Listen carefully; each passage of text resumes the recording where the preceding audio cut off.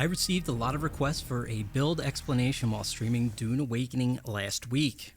I played over 100 hours of Dune, and I've tested everything they made available prior to that stream. For those of you not familiar with my content, I generally play PvP and MMOs. I like to go fast and do a lot of damage. And conveniently, these two things are extremely important for Dune Awakening, because the world is massive and has plenty of enemies.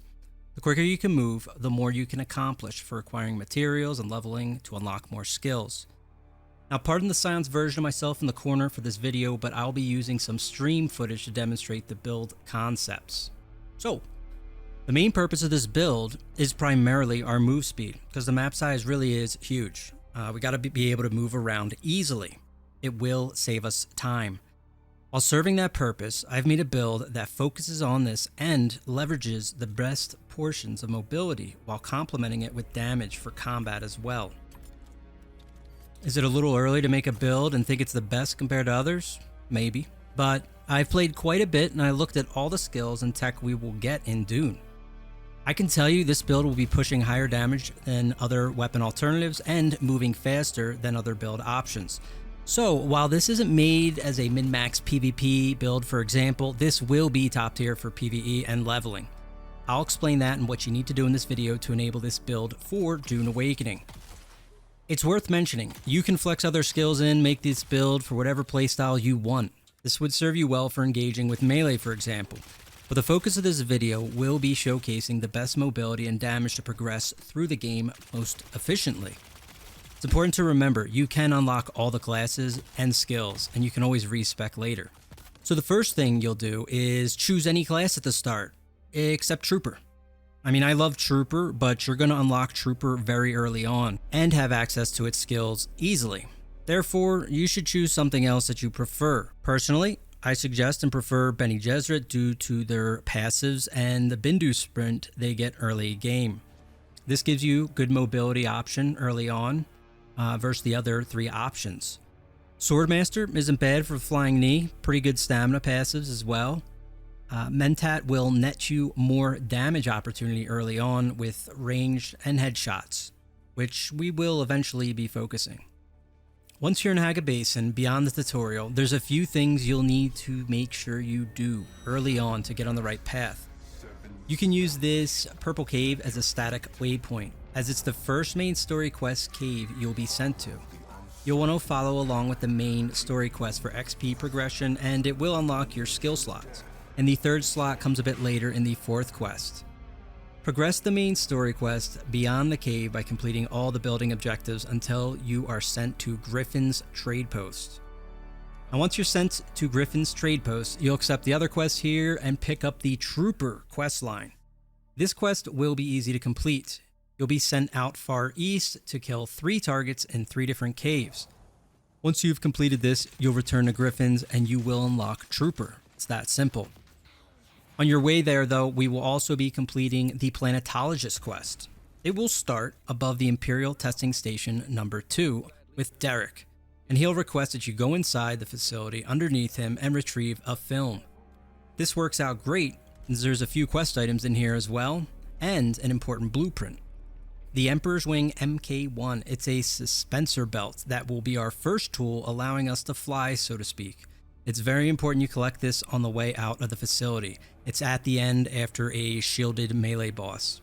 Once you leave, go back on top of the mountain. Derek will unlock the Planetologist tree. Aside from having lots of great collection and exploration passives, the Planetologist will allow you to fly effectively with the Shigawire Claw. So 3 things. Unlock the Trooper, Planetologist, and retrieve and craft the Emperor's Wing. You'll need to do these 3 things before you leave the first area, Hagga Basin South, while still also completing your other tasks and tie up the main story quest until it's going to send you beyond this area. Make sure you get all of these done and your life's going to be a lot easier moving forward. The Shigawire pool and holding jump is what's going to allow you to conserve momentum.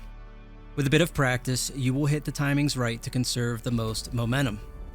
For high vertical climbs, I'll also swap in the Planetologist skill to Suspensor Pad into Shigawire for a faster vertical launch. A few things to understand while you're out here flying around like Spider-Man. Holding down jump will drain your energy. Once your energy's out, you're falling to the ground. You can grab ledges and climb between, which will cost stamina. Between the two, you will be draining stamina or energy and can let the other one regenerate while using the other. The Emperor's Wing is an efficient tool, but will eventually break as well over long uses. You will get other suspensor belts and be able to upgrade them.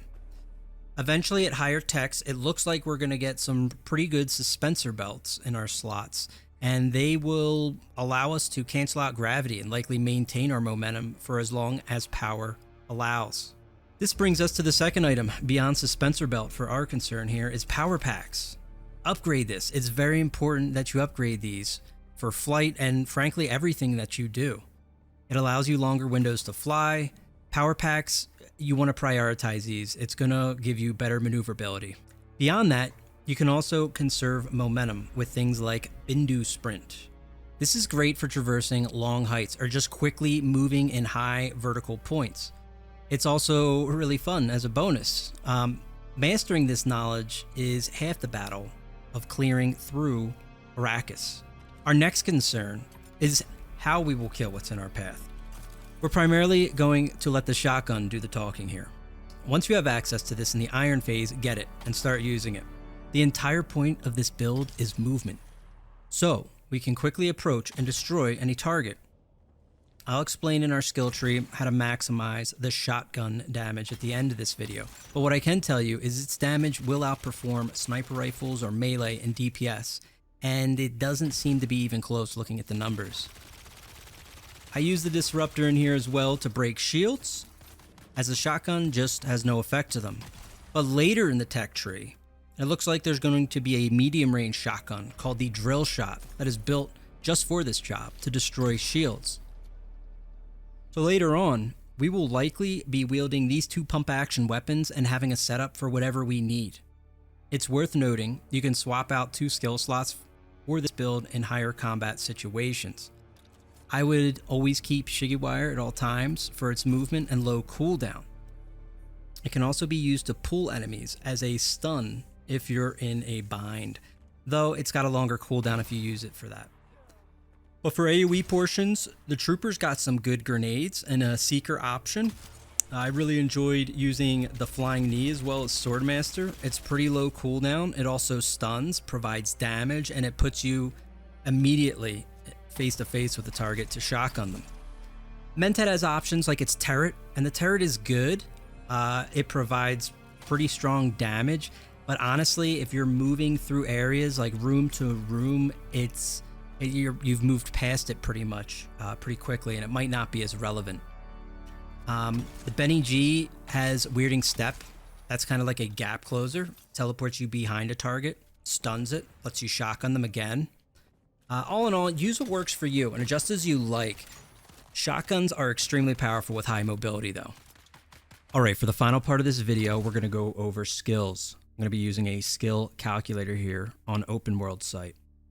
It's worth mentioning there can and likely will be changes the devs make as this approaches launch. So, with that in mind, make sure you go down to the description section and look for the links to this build on our website.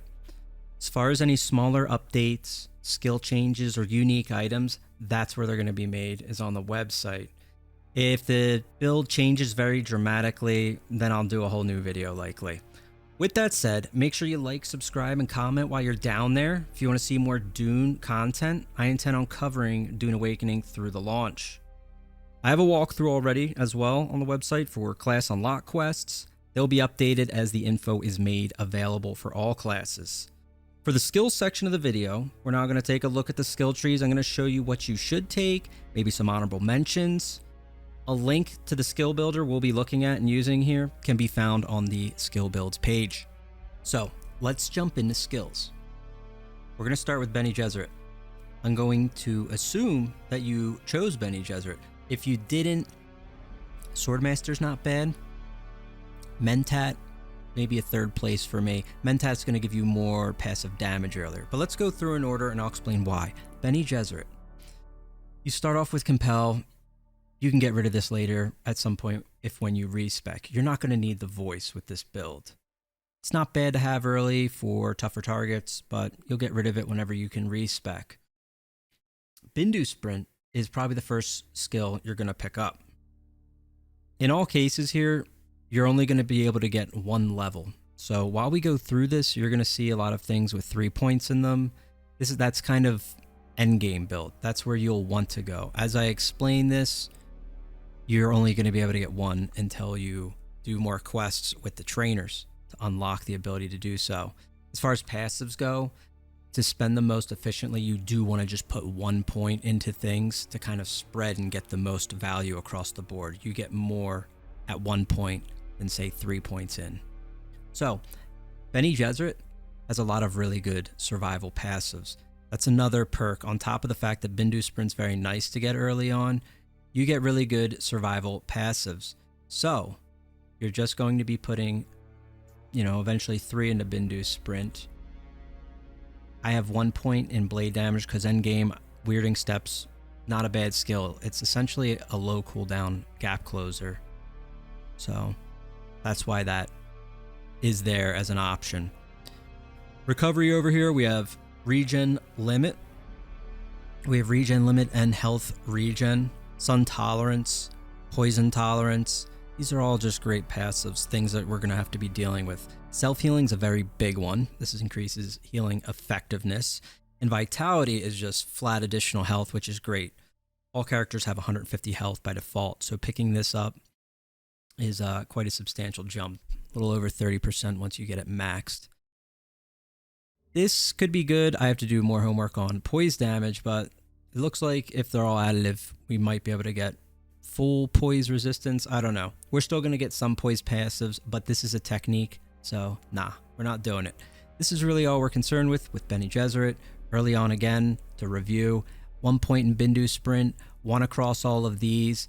The next thing that you're probably going to be putting points into as you start off and level up is Trooper. And 1 point's going to go into Shigiwire. Okay, this is my favorite skill. It lets us pull around.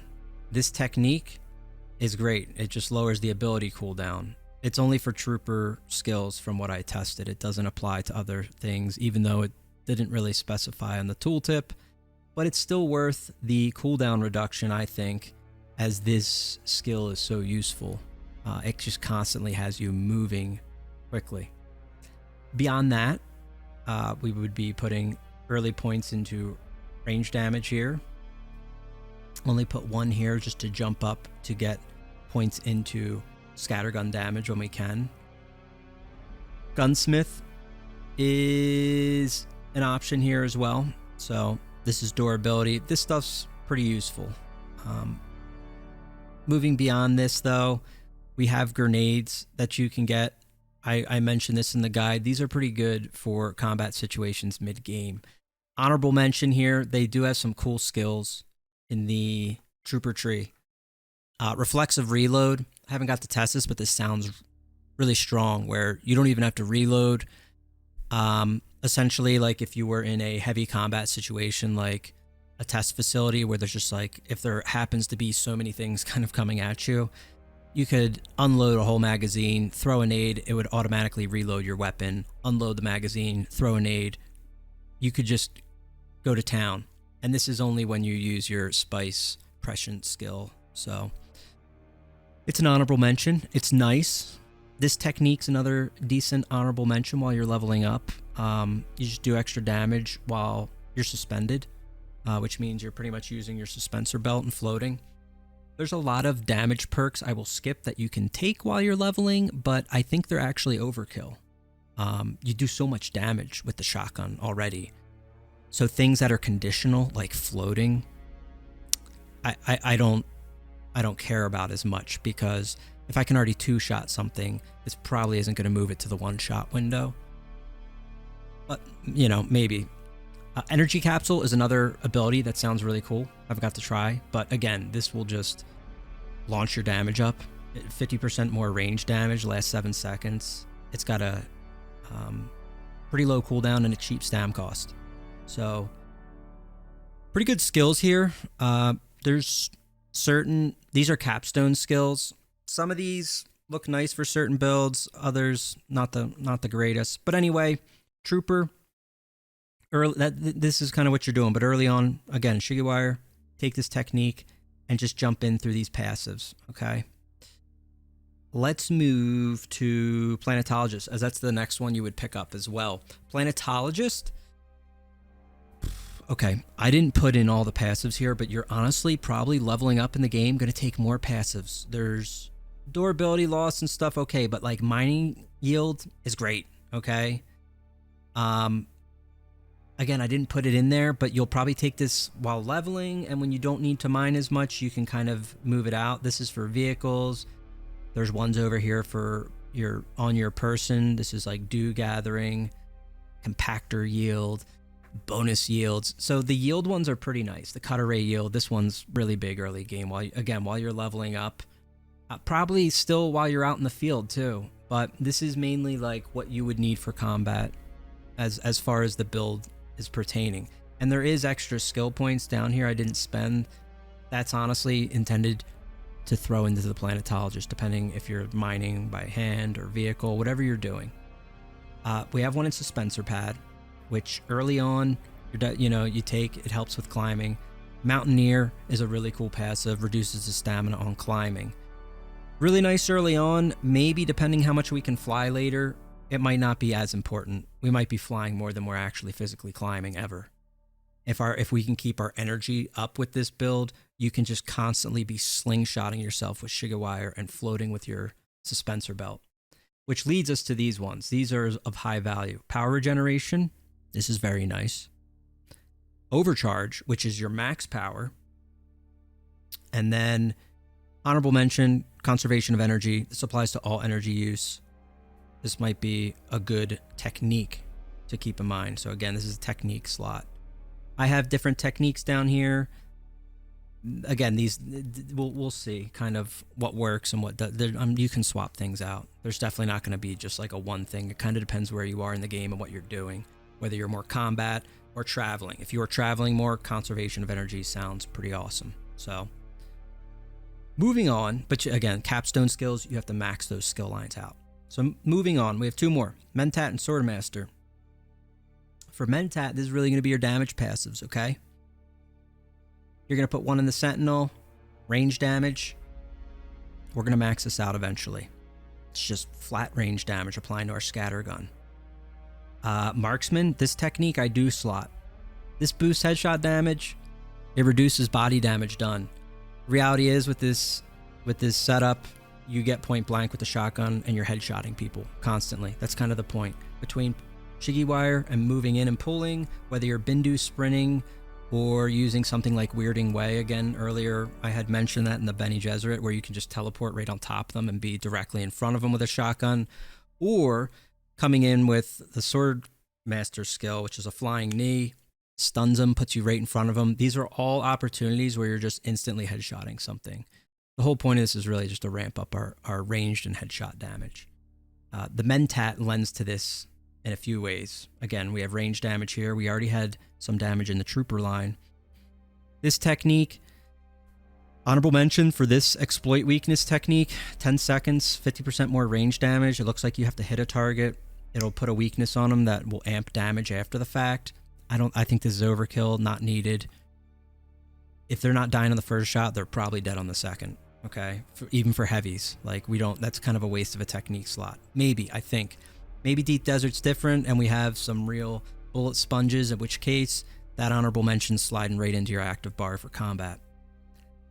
Poison Capsule, you just take 1 point to jump up to headshot damage, another passive. So they already had it in a technique here. This one's just flat 20% headshot damage. We have Assassin Shot, which is more range damage.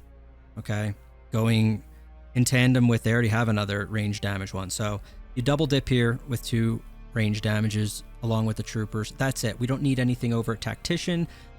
Honorable mention, Iron Will for PvP later. This lets you resist the voice. So if somebody used the voice on you, get over here, and tries to pull you, essentially Iron Will should resist it at the cost of what seems to be 45 stam, which is pretty expensive. So this might be semi-mandatory for PvP.